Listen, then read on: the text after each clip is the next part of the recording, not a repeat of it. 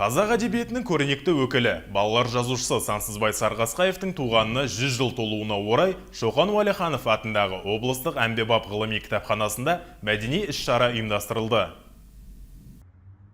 Жазушымен бір күн жобасы аясында ұйымдастырылған шара қазақ балалар әдебиетінің дамуына өз шығармашылығымен қомақты үлес қосқан белгілі жазушы Сансызбай Сарғасқаевтың 100 жылдығына орай өскелең ұрпаққа насихаттау мақсатында өткізілді. Кешке белгілі зиялы қауым өкілдері, мектеп оқушылары қатысты.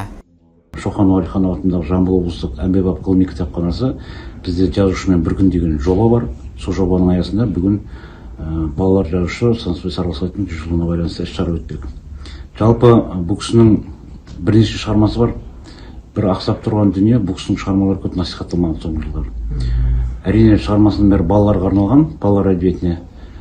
Кезінде Пионер және Жұлдыз журналдарында бұл кісі еңбек еткен.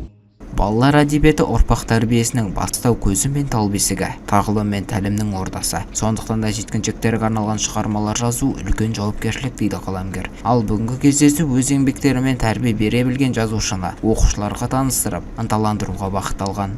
Пионер деген газет болған. Сол Пионер деген газетте, одан кейін қазіргі Егемен Қазақстан газетінде жұмыс істеген. Бұл кісінің шығармалары негізі балаларға арналған.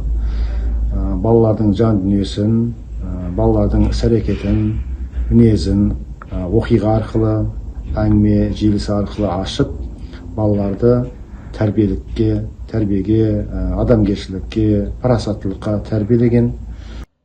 Әулиеата өңірінде дүниеге келген жазушылардың шығармашылығын өнеге ету, өмір жолдарын келешек ұрпаққа кеңінен насихаттау мақсатындағы жобалар жыл бойы жүзеге асырылып, тарихи тұлғалар дәріптелмек.